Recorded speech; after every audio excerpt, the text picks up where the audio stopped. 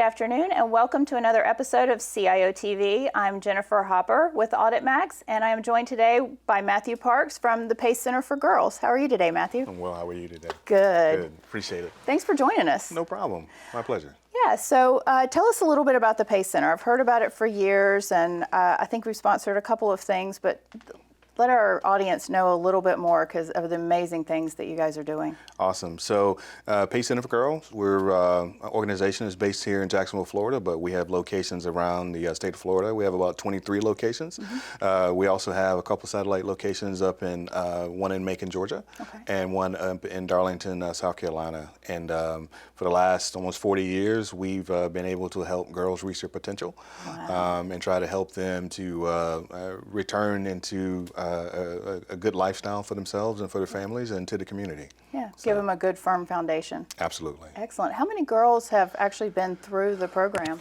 So we estimate that we have about close to 40 to 50,000 at this point. Wow.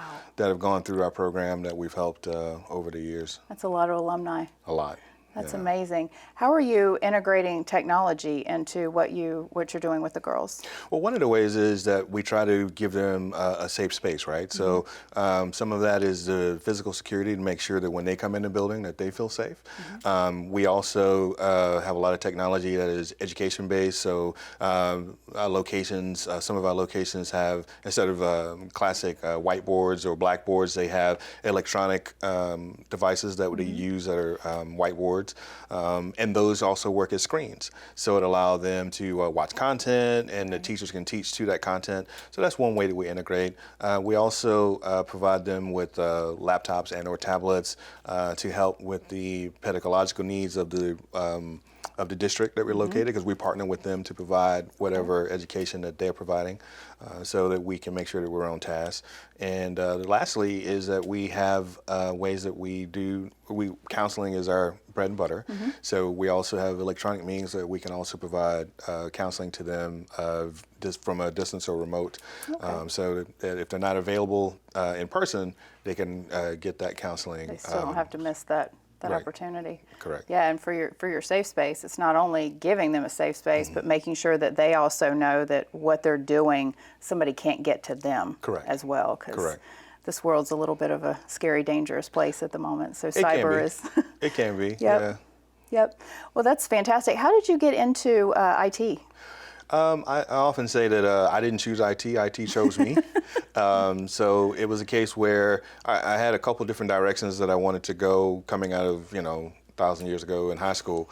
And, one of the things that I decided on as I did my research is I saw that there was an uptick in the need for technicians as the computer industry started to grow in the early 90s, late 80s, early 90s. So I decided to pursue that path. And it's been a winding one for me, but it eventually led me to where I'm sitting now. Yeah, it's changed a little bit since the 80s and the 90s. It's changed a little bit, yeah, slightly. It was a good career path because it's definitely endless at this point. It is. The opportunities are there. I think today, just in cyber alone, there are 3.5 million open positions in the United States. That's just the U.S. So the opportunities there, if you extrapolate that across the industry, you're talking almost twice that number of opportunities that are there for any young folks that might be looking for a career path. And it's not as daunting as you may think. To come on over, we need you. Matter of fact, the country needs you because it's becoming a national security risk at this point. We are, definitely. What do you see as being a challenge in the next few years? I see that I would put ChatGPT as going to be a challenge, and we kind of talked about that off air. Sure. AI is going to be because one of the defenses that you would have from a compromise perspective, somebody sends you an email, you read it, you recognize that the syntax of the language is bad, or that they're using now with a chatbot. They can actually generate something that sounds almost like a native speaker. Right. So that initial red light in your head that you'll see, oh, this email doesn't feel right, they can bypass that piece. So it makes it that much easier for them to send you something that could then cause you to compromise not only your information, but your organization or your family's information. So that's kind of where I see that big threat coming. And hopefully we're able to flip that to where we can use AI on the other side to in that arms race. Yeah, let's hope. I had heard the other day, I think it was 3 or 4 seconds, if an AI, if it listened to you for 3 or 4 seconds, it could emulate your voice and basically almost any word in the dictionary with your voice. Yeah, I've seen that. And so I tell people nowadays, one of the things I do when I do speaking on this is there are several, when you get those phone calls and people call and then they hang up and it's the spam calls, some of those are people who are fishing for. So for me, I just go, I'm Southern, so I was and so it's something that isn't, they won't be able to pick up from that perspective. Very smart. Yeah, so if a human hears that, they actually respond, but if it's a bot, they don't know what that is, at least yet. And so it's not a word that they can then interpret from a voice perspective, because it needs you to say a certain amount of words before they can actually put it together. They're getting way too smart. Way too smart. Criminals are way too smart too. Exactly. So what's on the horizon in the next 5 years for the PACE Center?